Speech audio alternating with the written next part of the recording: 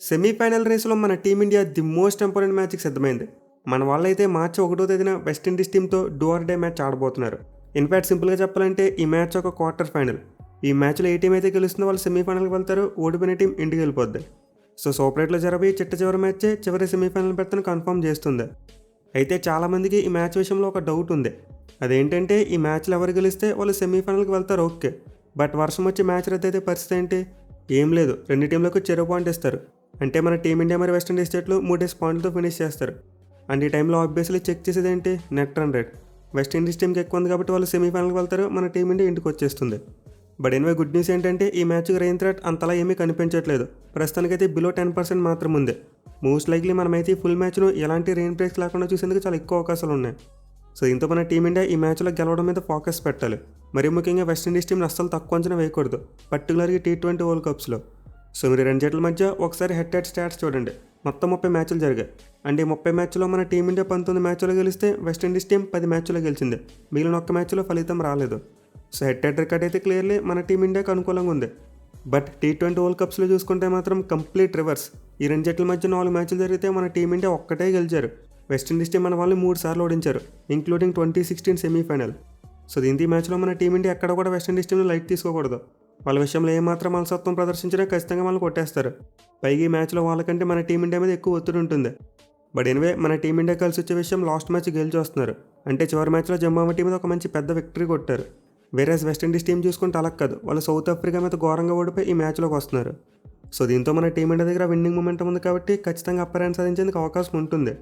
Mainly match ఆడిపోయి Eden gardens ఈ గ్రౌండ్లో చూసుకుంటే మన టీమిండియాకు చాలా మంచి రికార్డు ఉంది. సో ముందు మ్యాచ్ కోసం ఈ గ్రౌండ్ యొక్క పిచ్ రిపోర్ట్ చూద్దాం అండ్ దాని స్టాట్స్ గురించి మాట్లాడుకుందాం. సో నార్మల్గా చూసుకుంటే ఈ గ్రౌండ్లో బ్లాక్ సాల్ వికెట్స్ ఎక్కువగా ఉంటాయి. అండ్ ఈ మ్యాచ్ కోసం కూడా ఒక బ్లాక్ సాల్ వికెట్ని యూజ్ చేయబోతున్నారంట.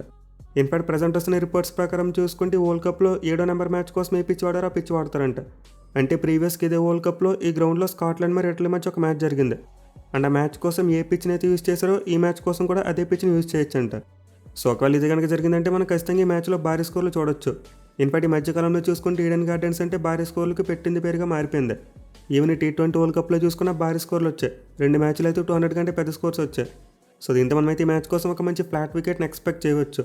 మెయిన్లీ గ్రౌండ్లో బౌండరీ సైజెస్ గురించి మనందరికీ తెలిసిందే, చిన్నగా ఉంటాయి. దీంతో రెండు జట్ల బ్యాట్స్మెన్ తమ పవర్ గేమ్ ఆడితే ఖచ్చితంగా భారీ స్కోర్లు చూసేందుకు అవకాశం ఉంటుంది. అయితే హిస్టారికల్గా చూసుకుంటే ఈ పిచ్ స్పిన్నర్లకు కూడా అనుకూలిస్తుంది. మెయిన్లీ బ్లాక్ సాల్ వికెట్స్ మీద పేస్ అండ్ బౌన్స్ ఎక్కువగా ఉండదు, బాల్ కొంతవరకు లోలో వస్తుంది. ఎట్ ది సేమ్ టైం ఈ మ్యాచ్లో ఉండే the most important thing pressure రెండు జట్ల మీద బీభత్సంగా ఉంటుంది. దీంతో మరీ బయాలటరల్ సిరీస్లో వచ్చినట్టు భారీ స్కోర్లు మనం చూడకపోవచ్చు. బట్ డెఫినెట్లీ మనమైతే రెండు జట్ల మధ్య ఒక నెక్ టు నెక్ మ్యాచ్ చూసేందుకు చాలా ఎక్కువ అవకాశాలు ఉన్నాయి. ఇక ఈ గ్రౌండ్ యొక్క స్టాట్స్ విషయానికి వస్తే ఇప్పటివరకు మొత్తం 17 T20 మ్యాచెస్ జరిగాయి. అండ్ ఈ 17 మ్యాచ్లో ఫస్ట్ బ్యాటింగ్ చేసిన టీం 9 మ్యాచ్లో గెలిచింది, వేరే చేజింగ్ చేసిన టీమ్స్ 8 మ్యాచ్లో గెలిచాయి. అలాగే గ్రౌండ్లో ఫస్ట్ ఇన్నింగ్స్ యావరేజ్ స్కోర్ చూసుకుంటే 153 రన్స్కి ఉంది. సో ఓవరాల్గా యావరేజ్ స్కోర్ చూసుకుంటే కాస్త చిన్నగా కనిపిస్తుంది. బట్ ఈ T20 వరల్డ్ కప్లో చూసుకుంటే మాత్రం ఆ స్కోర్ అరౌండ్ 170 ఉంది. అయితే టాస్ విషయానికి వస్తే మాత్రం ఈ మ్యాచ్లో చాలా క్రూషియల్ అవుద్ది. మీకు రికార్డ్ పరంగా చూసుకుంటే పెద్దగా డిఫరెన్స్ ఏమీ కనిపించట్లేదు. బట్ మనం కొంచెం డీప్గా చెక్ చేస్తే వరల్డ్ కప్కి ముందు ఈ గ్రౌండ్లో చేజింగ్ చేసిన టీమ్స్కి మంచి రికార్డు ఉంది. వేరే ఈ వరల్డ్ కప్లో చూసుకుంటే మాత్రం అది రివర్స్ అయింది. అంటే ఇప్పటివరకు వరల్డ్ కప్లో ఈ గ్రౌండ్లో మొత్తం 5 మ్యాచ్లు జరిగాయి. అండ్ ఈ 5 మ్యాచ్లో ఫస్ట్ బ్యాటింగ్ చేసిన టీం 4 మ్యాచ్లో గెలిచారు. చేజింగ్ చేసిన టీం కేవలం 1 మ్యాచ్లో మాత్రమే గెలిచింది, అది కూడా ఇంగ్లాండ్ వాళ్ళు స్కాట్లాండ్ని డిఫీట్ చేశారు. సో దీంతో క్లియర్లీ గ్రౌండ్లో ఫస్ట్ బ్యాటింగ్ చేసిన టీంకి అడ్వాంటేజ్ కనిపిస్తుంది. బట్ ఇలా జరగడానికి మేజర్ రీజన్ చూసుకుంటే ఈ మ్యాచ్లన్నీ డే టైంలో జరిగాయి. అంటే మార్నింగ్ 11 AM లేకపోతే ఆఫ్టర్నూన్ 3 PM మ్యాచ్లు స్టార్ట్ అయ్యాయి. దీనివల్ల మ్యాచ్ సెకండ్ హాఫ్లో పిచ్లో అయింది అండ్ ఫస్ట్ బ్యాటింగ్ చేసిన టీంకి అనుకూలించింది. బట్ మన వాళ్ళు ఆడబోయే మ్యాచ్ అలా కాదు. ఈ మ్యాచ్ నైట్ టైం జరగబోతుంది, 7 PM స్టార్ట్ కాబోతుంది. దీంతో డ్యూ ఫ్యాక్టర్ చాలా గట్టిగా ప్లేలో వస్తుంది. ఇన్ఫాక్ట్ మనం IPLలో చాలా సందర్భాల్లో చూసాం ఈ గ్రౌండ్లో చేజింగ్ చేసిన టీమ్స్ ఎక్కువ మ్యాచ్లు గెలిచాయి. సో దీంతో ఈ మ్యాచ్లో టాస్ అనేది కొంతవరకు క్రూషియల్గా మారుతుంది. ఏ టీం అయితే టాస్ గెలిచి ముందుగా ఫీల్డింగ్ తీసుకుంటారో వాళ్ళకి గెలిచే అవకాశాలు ఎక్కువగా ఉంటాయి. బట్ ఎనివే మ్యాచ్కి ముందు అవుట్ ఫీల్డ్ మీద ఏమైనా యాంటీ డ్యూ కోటింగ్ స్ప్రే చేస్తే అప్పుడు మనకి ఫలితం వేరేగా రావచ్చు. అంటే సెకండ్ హాఫ్లో డ్యూ పడే ఛాన్సెస్ తగ్గిపోతాయి. బట్ నాకు తెలిసి ఎంత లేదనుకున్నా సరే కోల్కతాలో డ్యూ ఆపడం చాలా కష్టం. పైగా బ్లాక్ సాల్ వికెట్ ఫ్లాట్గా ఇచ్చినప్పుడు మోస్ట్ లైక్లీ అయితే 20 ఓవర్స్ ఒకేలా బిహేవ్ చేయడానికి ఛాన్స్ ఉంటుంది. సో దీంతో మేబీ మ్యాచ్లో చేజింగ్ టీంకి అడ్వాంటేజ్ లభిస్తుంది. అయితే మన టీమిండియా విషయానికి వస్తే మాత్రం ఈ వరల్డ్ కప్లో చూసుకుంటే అన్ని మ్యాచ్లు కూడా ఫస్ట్ బ్యాటింగ్ చేసే గెలిచారు. చేజింగ్ చేసినప్పుడు చూసుకుంటే సౌత్ ఆఫ్రికా టీమే చేశారన్న మ్యాచ్లో ఓడిపోయారు. సో దీంతో మేబీ మన టీమిండియాకు బ్యాక్ ఆఫ్ ది మైండ్ ఈ సెంటిమెంట్ ఒకటి ఉండొచ్చు. కానీ డ్యూ ఫ్యాక్టర్ విపరీతంగా వస్తుందని తెలిస్తే మాత్రం ముందు ఫీల్డింగ్ చేయడమే బెటర్. ఇక ఈ గ్రౌండ్లో 2 జట్ల రికార్డ్ చూసుకుంటే మన టీమిండియా మొత్తం 8 మ్యాచ్లు ఆడారు. అండ్ 8 మ్యాచ్లో మన టీమిండియా 7 మ్యాచ్లు గెలిచేసింది. ఒక్క మ్యాచ్ మాత్రం ఓడిపోయింది. మెయిలీ 2016 సంవత్సరం దగ్గర నుంచి చూసుకుంటే మన టీమిండియా ఈ గ్రౌండ్లో ఒక మ్యాచ్ కూడా ఓడిపోలేదు. వరుస పెట్టి 7 మ్యాచ్లు గెలిచారు. ఇంక్లూడింగ్ వెస్టిండీస్ టీం మీద కూడా 4 మ్యాచ్లు ఉన్నాయి. అంటే మన టీమిండియాకి ఈ గ్రౌండ్లో చూసుకుంటే వెస్టిండీస్ టీం మీద అన్బీటబుల్ రికార్డు ఉంది. వాళ్ళది గ్రౌండ్లో 4 మ్యాచ్లు ఆడితే 4 మ్యాచ్లు కూడా మన టీమిండియానే గెలిచారు. బట్ ఎనివే వెస్టిండీస్ టీం ఈ గ్రౌండ్లో మన టీమిండియా తడిన మ్యాచ్లు తప్పితే మిగతా అన్ని మ్యాచ్లు కూడా గెలిచారు. Including T20 world cup 2016 final match. అలాగే వరల్డ్ కప్లో చూసుకున్న వెస్టిండీస్ టీం అన్బీటబుల్, 2 మ్యాచ్లు ఆడితే 2 గెలిచేశారు. సో వెస్టిండీస్ టీంకి ఈ గ్రౌండ్లో కేవలం మన టీమిండియాకి అగైనెస్ట్గానే మంచి రికార్డు లేదు. బట్ మిగతా టీంలను మాత్రం బాగానే డిఫీట్ చేశారు. ఎనివే టీమ్స్ విషయానికి వస్తే వెస్టిండీస్ టీం బలంగానే కనిపిస్తుంది. మెయిన్ వాళ్ళ బ్యాటింగ్ డెప్త్ చాలా ఎక్కువగా ఉంది. సో మనం ఆల్రెడీ సౌత్ ఆఫ్రికాతో జరిగిన మ్యాచ్లు చూసాం. వాళ్ళు 7 వికెట్లు కోల్పోయిన తర్వాత కూడా కోలుకున్నారు. ఆ తర్వాత హోల్డర్ మరియు షెఫర్డ్ కలిసి ఒక మంచి పార్ట్నర్షిప్ యాడ్ చేశారు. దీంతో బ్యాటింగ్ డెప్త్ పరంగా చూసుకుంటే వెస్టిండీస్ టీంకు పెద్దగా సమస్య లేదు.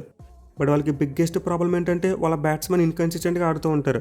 అంటే ఇప్పుడు ఏ బ్యాట్స్మెన్ ఎలా ఆడతారో వాళ్ళకే తెలియదు. సో గ్రూప్ స్టేజ్ మ్యాచెస్లో చూసుకుంటే వాళ్ళ కెప్టెన్ షెహోప్ పదరగొట్టేశాడు. బట్ సూపరేట్లో ఫామ్ కోల్పోయాడు. వెరాజ్ మరి ఓపెనర్ బ్రాండన్కి కంప్లీట్లో అవుట్ ఆఫ్ ఫామ్ ఉన్నాడు. అతను కూడా పెద్ద నాకు సాలలేకపోతున్నాడు. అయితే వాళ్ళకి 1 డౌన్లో వస్తున్న నెట్మెన్ మాత్రం చాలా మంచి ఫామ్లో ఉన్నాడు. ఈ T20లో చూసుకుంటే లాస్ట్ 1 డే నుంచి చాలా కన్సిస్టెంట్గా రన్స్ కొడుతున్నాడు. సో దీంతో మరోసారి వెస్టిండీస్ బ్యాటింగ్ భారం అతని మీదే పడుతుంది. అలాగే తనతో పాటు మిడిల్ ఆర్డర్లో చూసుకుంటే షెర్ఫన్ రుద్రఫర్డ్ మంచి ఫామ్లో ఉన్నాడు.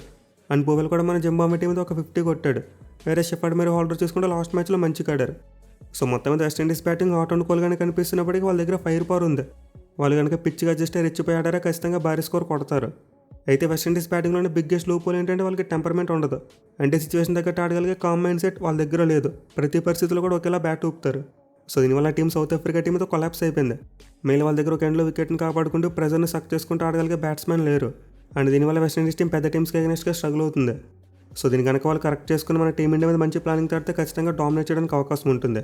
ఇక బౌలింగ్ విషయానికి వస్తే డెఫినెట్లీ వీక్ అని చెప్పుకోవాలి. పర్టికులర్గా పేస్ బౌలింగ్ వీక్గా కనిపిస్తుంది. సో ప్రజెంట్ వెస్టిండీస్ టీం యొక్క ప్లేయింగ్లో చూసుకుంటే 2 జెన్యూన్ బౌలర్స్ ఆడుతున్నారు.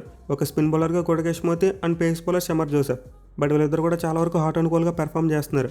మళ్ళీ షమర్ జోసెఫ్ అయితే అంత మంచి ఫామ్లో కనిపించట్లేదు. వేరే ఆల్రౌండర్స్ విషయానికి వస్తే వాళ్ళు ఎప్పుడు ఎలా బౌలింగ్ చేస్తారో వాళ్ళకే తెలియదు.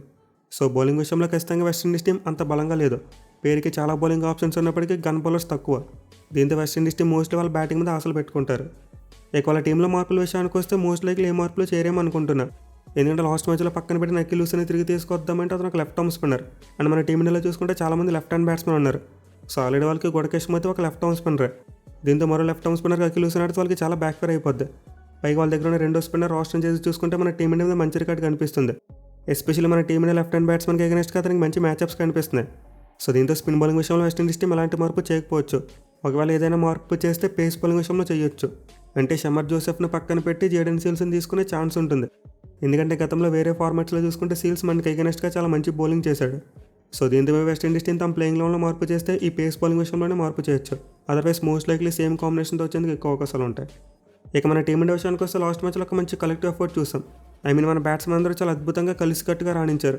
మీలా బ్యాటింగ్ ఆర్డర్ గురించి మనం క్లియర్గా మాట్లాడుకున్నాం. తిలక్ వర్మకి 1 డౌన్ కంటే మిడిల్ ఆర్డర్ బాగా సూట్ అవుతుందని చెప్పి మాట్లాడుకున్నాం. సో ఈ మ్యాచ్లో కూడా మన టీమిండియా బ్యాటింగ్ ఆర్డర్లో పెద్దగా మార్పు ఉండకపోవచ్చు. అంటే లెఫ్ట్ రైట్ కాంబినేషన్ మెయింటైన్ అయ్యేలా మరోసారి సంజు శాంసన్ మరియు అభిషేక్ శర్మ వీళ్ళిద్దరూ ఓపెనింగ్ చేస్తారు. పైగా రింకు సింగ్ ఈ మ్యాచ్కి అందుబాటులో ఉండకపోవచ్చు. ఎందుకంటే వాళ్ళ నాన్నగారు ఎక్స్పైర్ అయ్యారు. సో ఈ మ్యాచ్ కోసం మన టీమిండియా ప్లేయింగ్లో చూసుకుంటే మోస్ట్ లైక్లీ ఎలాంటి మార్పులు జరగవు. బట్ బౌలింగ్ విషయంలో మాత్రం ఖచ్చితంగా మన వాళ్ళు ప్లాన్ చేయాలి. మీలో 6th బౌలింగ్ ఆప్షన్ మనకి కాస్త దెబ్బడుతుంది. శివం దుబే వరల్డ్ కప్లో అనుకున్న స్థాయిలో bowling చేయలేకపోతున్నాడు.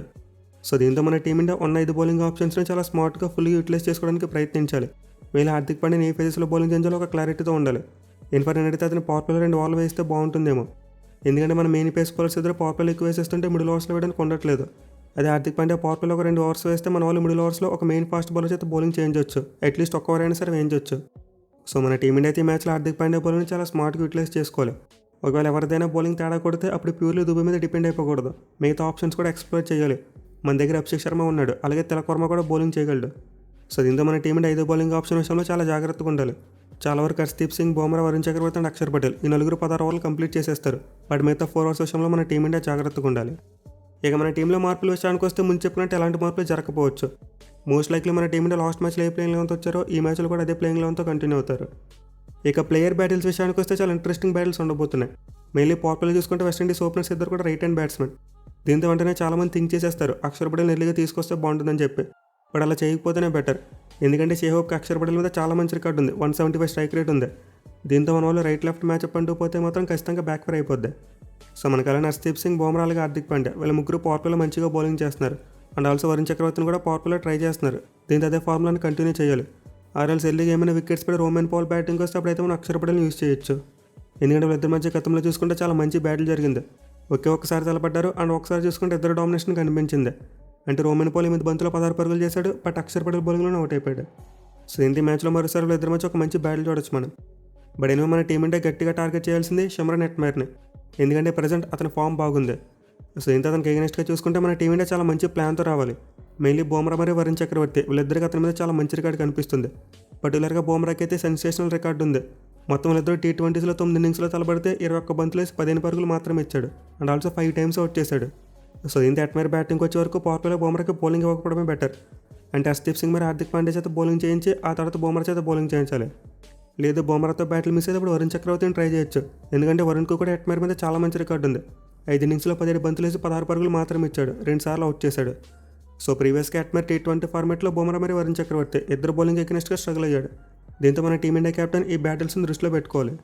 But anyway present Varun చక్రవర్తిని అపోనెంట్ బ్యాట్స్మెన్ కౌంటర్ చేస్తున్నారు. మళ్ళీ రోమన్ పౌల్ మరియు షర్ఫన్ రదర్ఫర్డ్ వీళ్ళిద్దరు చూసుకుంటే గతంలో వరుణ్ చక్రవర్తి బౌలింగ్లో అవుట్ కాలేదు. వీళ్ళిద్దరికి ఆల్మోస్ట్ 150 కంటే ఎక్కువ స్ట్రైక్ రేట్ ఉంది. దీంతో ఈ మ్యాచ్లో చక్రవర్తి మిడిల్ ఓవర్స్లో ఎలా బౌలింగ్ చేస్తాడనేది చాలా ఇంట్రెస్టింగ్ ఉండబోతుంది. అఫ్కోర్స్ ఈ పిచ్తో పాటు గ్రౌండ్ డైమెన్షన్స్ అతనికి బాగా తెలుసు. ఎందుకంటే అతనికి ఈడెన్ గార్డెన్స్ ఒక హోమ్ గ్రౌండ్ లాంటిది.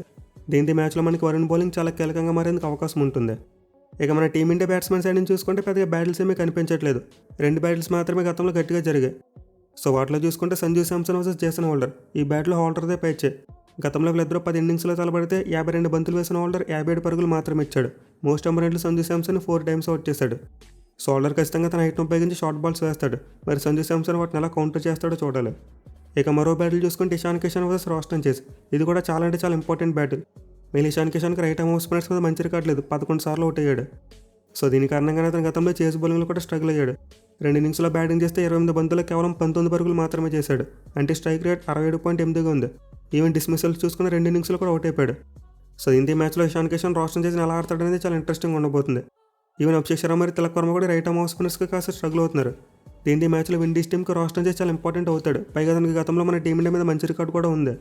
సో మన టీమిండియా లెఫ్ట్ హ్యాండ్ బ్యాట్స్మెన్ కలిగి రోస్టన్ చేసి మధ్య మ్యాచ్లో మంచి బ్యాటిల్స్ మనం ఎక్స్పెక్ట్ చేయవచ్చు. ఇక మిగతా బ్యాటిల్ చూసుకుంటే పెద్దగా చెప్పుకోవడానికి ఏమీ లేవు. గతంలో జరిగిన బ్యాటిల్స్ ఏమీ కనిపించట్లేదు. బట్ ఆల్రౌండర్స్ అయిన హార్దిక్ పాండ్యా మరియు రొమారో షెఫర్డ్ వీళ్ళిద్దరి మధ్య మంచి బ్యాటిల్ ఎక్స్పెక్ట్ చేయవచ్చు, బోత్ బౌలింగ్ అండ్ బ్యాటింగ్లో. అలాగే పవర్ ప్లేలో చూసుకుంటే షేవ్ కుమార్, హర్షదీప్ సింగ్ మధ్య కూడా ఒక మంచి బ్యాటిల్ ఎక్స్పెక్ట్ చేయొచ్చు మనం.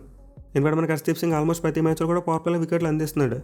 సో ఈ మ్యాచ్లో కూడా మన టీమిండియాకు పవర్ ప్లేలో వికెట్లు వస్తే ఖచ్చితంగా డామినేట్ చేయొచ్చు. మీరు వెస్టిండీస్ మిడిల్ ఆర్డర్ బ్యాట్స్మెన్ చాలా ఇన్కన్సిస్టెంట్గా ఆడతారు. ఈజీగా మన వాళ్ళు మిడిల్ ఆర్డర్ బ్యాట్స్మెన్ ఎక్స్ప్లాయిట్ చేయొచ్చు. అలాగే మన వాళ్ళు బ్యాటింగ్ విషయంలో చూసుకుని వెస్టిండీస్ బౌలర్స్ని కాస్త పోక్ చేస్తే సరిపోద్ది. అంటే వాళ్ళ బౌలర్స్ కాస్త ఎక్కువగా ఫ్రస్ట్రేట్ అవుతూ ఉంటారు. మళ్ళీ మ్యాచ్ ఫోర్డ్ అని చెప్పి ఒక ఆల్రౌండర్ ఉన్నాడు. మనోడు ఊరికనే కోపం వచ్చేస్తుంది. మన సౌత్ ఆఫ్రికాతో మ్యాచ్లో బ్యాటింగ్ చేసినప్పుడు మార్క్ హెన్సన్తో కూడా గొడవ పెట్టుకున్నాడు. సో ఇంత మన టీమిండియా బ్యాట్స్మెన్ కాస్త స్మార్ట్ కట్ వెస్టిండీస్ బౌలర్స్కి చిరాకు తెప్పిస్తే సరిపోద్ది. ఆటోమేటిక్గా వాళ్ళు బౌలర్ని రన్స్ ఇస్తారు. ఎనివే ఇదైతే do or die match. Virtual quarter final. ఎవరు గెలుస్తారో వాళ్ళు సెమీఫైనల్కి వెళ్తారు. And most likely semifinal England టీంని ఫేస్ చేస్తారు. చూడాలి మరి మన టీమిండియా వరుసగా 3వ సారి సెమీఫైనల్కి వెళ్తారా, లేకపోతే వెస్టిండీస్ టీం ఆ 2016 సెమీఫైనల్ మళ్ళీ రిపీట్ చేస్తారనేది.